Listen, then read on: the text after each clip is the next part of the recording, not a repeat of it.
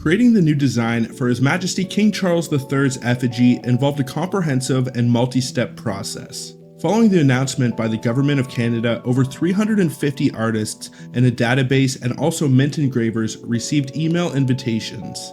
The artists and engravers that expressed interest provided a portfolio of portrait work for evaluation. A thorough assessment was then conducted for each of the respondents. The short list of artists and engravers were given an artist brief with mandatory design requirements. Design concepts underwent evaluation by an internal mint review panel, assessing the submissions based on aesthetics, technical requirements, and their suitability for mass production.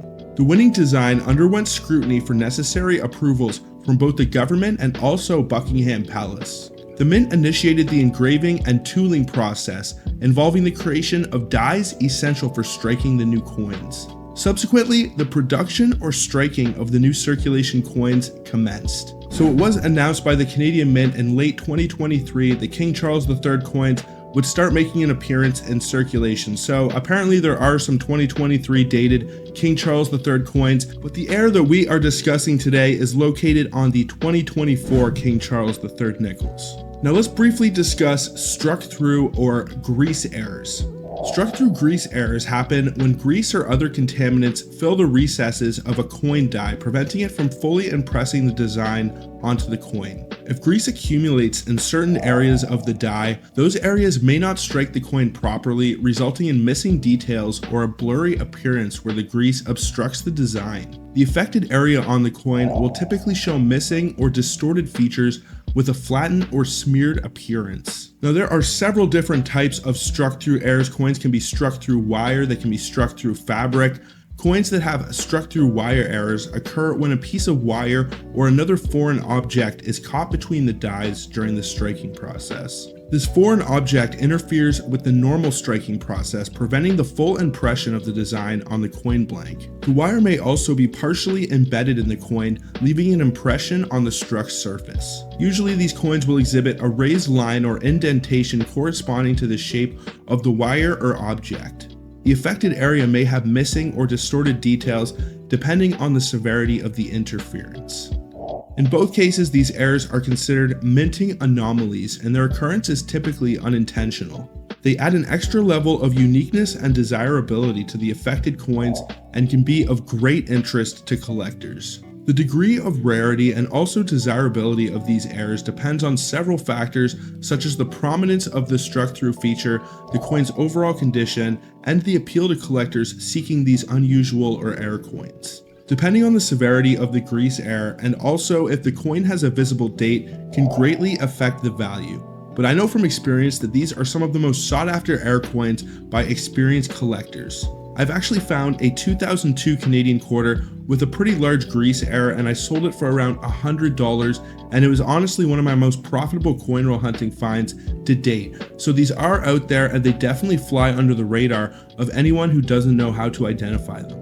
In the case of this 2024 nickel, the gentleman who posted about it found this particular coin in a sealed proof set, which to me makes it even more intriguing. Whether he decides to keep it in the packaging or submit the coin to a grading company, its high grade should add another level of value to the error. Now, as is with most coins and collectibles, the value is truly in the eye of the beholder, and it is really worth whatever you can get someone to pay for it. But if I did have to give an estimate, if you were to find an error like this on a 2024 circulation nickel and it was in reasonably good condition, I don't doubt that you could get anywhere from $20 to $30 depending on how severe the grease error appears to be on the coin.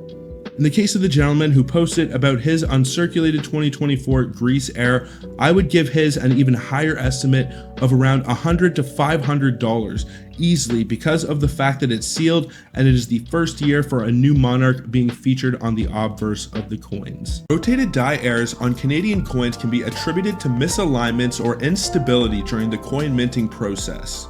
While it may be challenging to determine which of the two dies is responsible for the rotation, these errors occur for two major reasons: stable rotation and dynamic rotation. First, let's go over stable rotation. This type of rotation occurs when one of the two dies is misaligned during installation, leading to a stable degree of rotation for subsequent strikes. The effect of this is that multiple coins are produced with a consistent degree of rotation, and this misalignment is assumed to be the cause. The second type of rotation is dynamic rotation. Dynamic rotation occurs when one of the dies becomes loose during striking, leading it to rotate in its axis. This type can result in varying degrees of rotation. Coins struck with dynamic rotation may have different degrees of rotation depending on the instability of the rotating die during the striking process. To determine the rotation degree, one needs to measure the rotated side in relation to the other side of the coin. This measurement is crucial for evaluating the extent of the rotation. The Canadian 1963 nickel in coin alignment is an error that involves the coin being rotated 180 degrees during the minting process. In a typical minting process, coins are aligned in a specific way to ensure consistent and accurate strikes. However, in the case of the Canadian 1963 nickel struck in coin alignment, the coin was struck in such a way that the reverse and obverse side are upside down in relation to each other, very similar to American coins. The notable feature of this error is the reverse side of the coin, which features the Beaver design, is rotated 180 degrees compared to the obverse side. This coin alignment error is considered a minting anomaly where the coin is improperly aligned during the striking process. Coin alignment errors, especially those involving 180 degree rotations, can generate significant interest among numismatists and collectors. The uniqueness of this error adds a distinctive characteristic to the coin. So, some of the details and specifications for the 1963 Canadian nickel in coin alignment of any of these are off and may indicate that the coin is not authentic. So first we will start off with the mintage figure for the 1963 Canadian nickel. The 1963 nickel has a mintage figure of 43,970,000, and the 1963 struck in coin alignment is included in that mintage figure. There's probably only a couple hundred examples or less that exist. Now the specifications for this coin, it is composed of 100% nickel. It has a weight of 4.54 grams, a diameter of 21.21 millimeters, and a thickness of 1.75 millimeters. The obverse was designed and engraved by Mary Gillick, and the reverse was designed and engraved by G.E. Kruger Gray and Thomas Shingles. The edge of the coin is round. It is the first year that they returned to the round rims for Canadian nickels. It is non-magnetic, and the die axis is in coin alignment, as is the standard for American coins, but it is not intended to be in coin alignment. It is a rotated die error. Now, when it comes to determining the value for this nickel, it can be extremely tricky. It is actually listed as an error on PCGS's website, and it is also listed on the Coins in Canada website, but Coins in Canada does not give any evaluations for this coin. Now, PCGS lists a sale on eBay in 2022 where an MS65 example sold for $201, but there have actually been regular 1963s that have sold for way more than that. So I'm not too sure what is going on with that, but if you do find one in an MS65 to MS67, I don't doubt that you might be able to get anywhere from $500 to $1,000, depending on how much somebody wants to add this to their collection. It is a pretty significant error, and if it gets the attribution from PCGS, it will definitely add some interest and garner some attention as well. Canadian error coins come into existence during the minting process due to various factors such as problems with coin dies, planchette quality, striking pressure, and other mechanical issues. These errors can manifest in different forms and affect the appearance of the coins. Here's a brief overview of some of the different errors and varieties that you can look for on Canadian coins that can make them more valuable. The first are die errors. These are errors related to the coin dies, including double dies, die cracks, and die clashes. Double dies occur when the die is engraved with multiple impressions of the design, leading to doubled or overlapping features on the coin. Die cracks and die clashes result from damage to the die itself and can create unique patterns on the coin. There are also planchette errors. Planchette errors occur when the coin's blank metal disc or planchette is imperfect. These errors include off-center strikes, planchette clips, and that is where a portion of the planchette is missing, and planchette flaws like laminations or cracks. I've actually found a Canadian 1980 penny with a clipped planchette in one of my coin roll hunts. It was definitely one of my greatest finds to date, and super awesome to be able to find that. I think I sold it for like $3 to $5 at the coin shop one day, so you definitely can get a premium for these coins if they have a significant error. There are also striking errors. Striking errors happen during the coin press operation. They include coin blanks that are not properly centered, resulting in off-center strikes. Collar errors can lead to irregular shapes, while overstrikes occur when a coin is struck multiple times with different dies.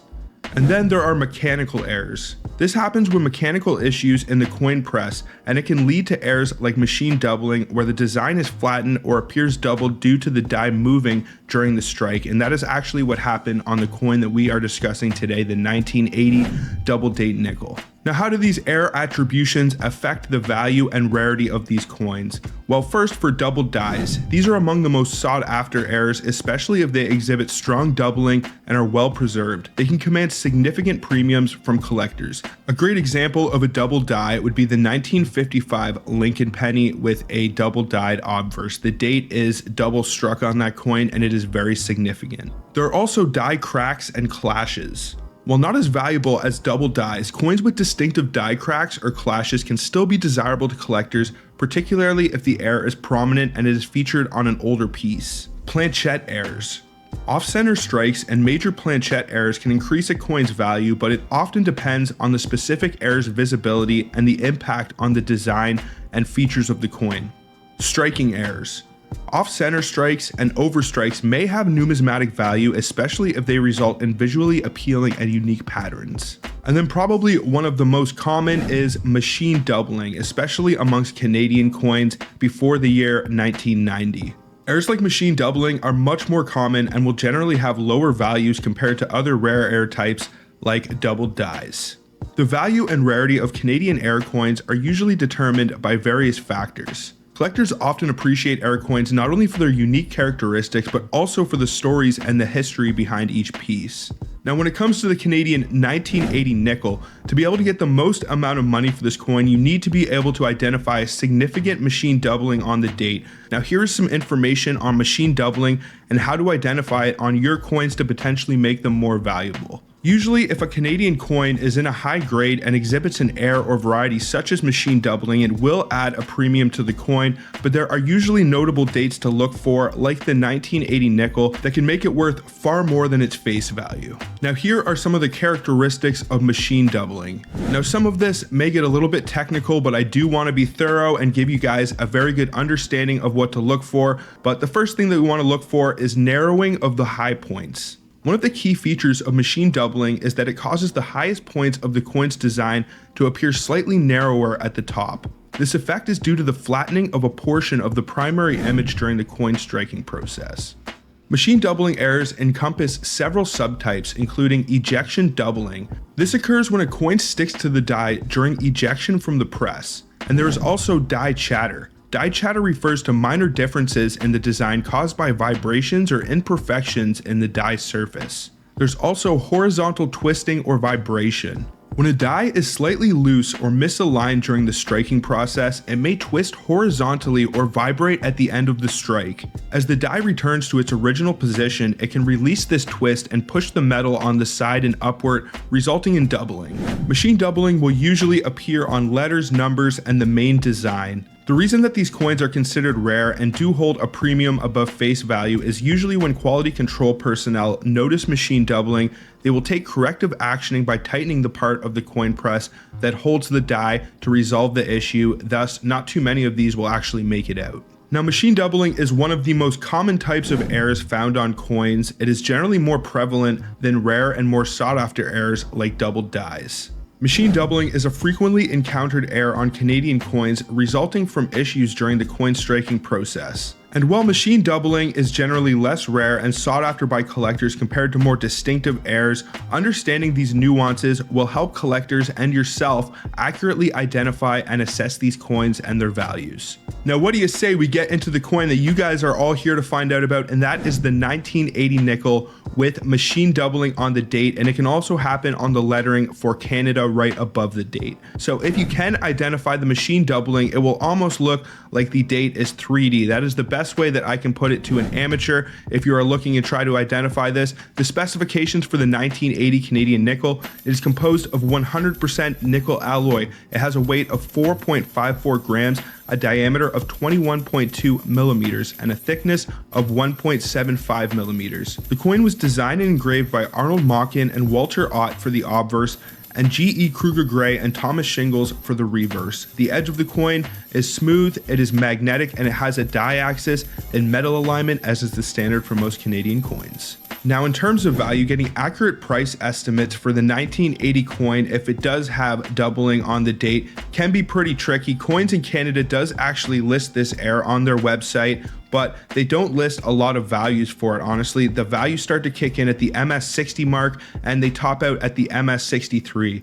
So Coins in Canada appraises this piece around $13.90 for an MS60, around $20 for an MS62, and all the way up to $30 for an MS63. But if you compare that to the 1980 without machine doubling, it is significantly more valuable. For example, the 1980 without machine doubling is only worth around $1 for an MS63.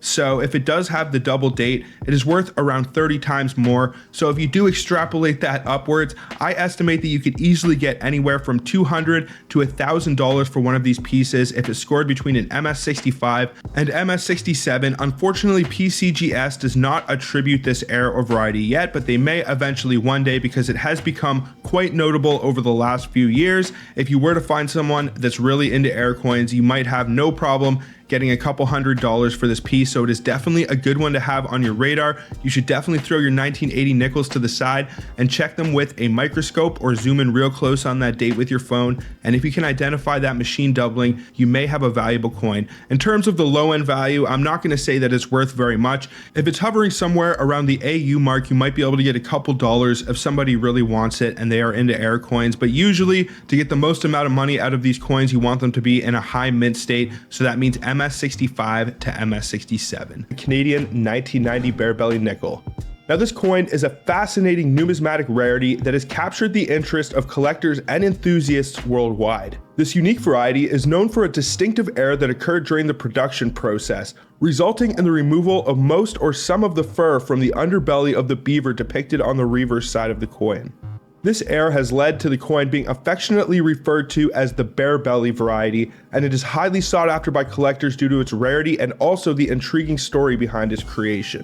Now, to fully understand how the Canadian 1990 bare belly nickel actually came into existence, it's essential to delve into the coin manufacturing process in Canada. The Canadian Mint, who's responsible for producing Canada's circulating coinage, employs a meticulous and multi-step approach to create coins with both precision and quality.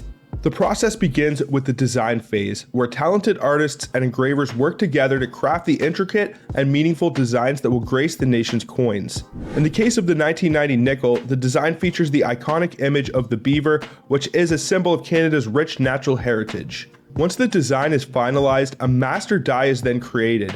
This die serves as a template for producing numerous working dies, which will be used to strike the actual coins.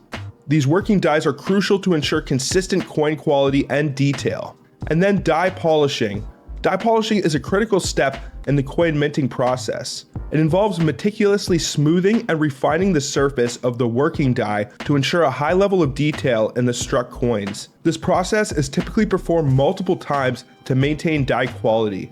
Now, here's where the unique era of the bare belly variety comes into play. During the die polishing process for the 1990 nickel working dies, an unusual mistake occurred. Most of the fur on the underbelly of the beaver was inadvertently removed from the reverse side of the die. This error resulted in the beaver appearing to have a bare belly when the coins were struck using these specific dies. Now, what makes this error even more intriguing is that the die was polished several times, leading to different degrees of apparent baldness in the beaver's underbelly on the coins produced from these dies. So depending on the significance and the amount of detail that has been removed from the fur on the beaver's belly, the coin will be either referred to as a full bare belly or a partial bare belly, and this definitely affects the value. If you want to get the most amount of money, you are looking for the full bare belly variation. Now, before we get into the value of this coin, let's go over some of the specifications. It is composed of 75% copper, 25% nickel. It has a weight of 4.6 grams, a diameter of 21.2 millimeters, and a thickness of 1.76 millimeters. The designers and engravers for the obverse of the coin were Dora DePadre Hunt and Ago Aran, and for the reverse of the coin, G.E. Kruger Gray and Thomas Shingles. The edge of the coin is smooth, it is non-magnetic, and it is in metal alignment, as is the standard for most Canadian coins. Now, when it comes to value, this is actually a modern nickel that does hold some premium, even on the low end of the Sheldon scale. Now, if you did find one of these and it's in a G4, which is beat up and put through the meat grinder, basically a parking lot coin that has almost no detail, then it is not worth much above face value. You might be able to get 50 cents to $1 for it if somebody really wants it for their collection. But the price estimates actually start to kick in at the EF40 mark, where it is evaluated at $5 for an EF40 example, which isn't too bad for a modern nickel. It is honestly one of the most valuable and rare of the modern Canadian nickels to look for, and based on previous trends, in 10 or 20 years, the value will only keep increasing and less of these will be out in circulation, so the value of the coin will definitely go up. Now, as you start to get into the MS scale, you see some decent price jumps. It can be worth around $25 for an MS60, around $55 for an MS63, and all the way up to $378 for an MS65, which is currently the highest listed price example on coins in Canada. If you were to find one and it's scored in the MS66 or 67 range, there isn't any reason that you might not be able to get $500 to $1,000 for this coin, especially if it has the full bare belly designation as well. Now, if you were to send one of these to PCGS, they do actually attribute the bare belly variation. So if you do find one and it is in really good shape, definitely advisable that you send it off to be graded by PCGS. And if it scores in an MS66 or 67, you have yourself one incredibly rare Canadian error or variety coin. Now, you know you're becoming a coin collector when you start referring to your pocket change as potential treasures, and finding a 1996 nickel in your pocket change might just make your day. Coin roll hunters and collectors alike have become aware of a rare Canadian nickel heir from the year 1996 that can be worth some really decent money even if it isn't in the greatest shape. If you were to check the Coins in Canada website a few years ago, you would only see two varieties listed for the 1996. These two varieties are the Near and Far 6. Usually you'd be looking for the Far 6, and that variety can actually be worth a couple $100 if it hits in the high MS mark. To tell the difference between the Near and Far 6, you need to look at the final digit 6 in the date 1996, and then look at its proximity and distance to the bottom of the D in Canada. If the 6 is very close to, but not making contact or touching the D, then you have the Near 6. If there appears to be a space or gap between the number and the letter D, then you have the Far 6, and the Far 6 is actually the more valuable of the two varieties. But what if I told you that there is a third variety that is actually much more rare and valuable than the previous two?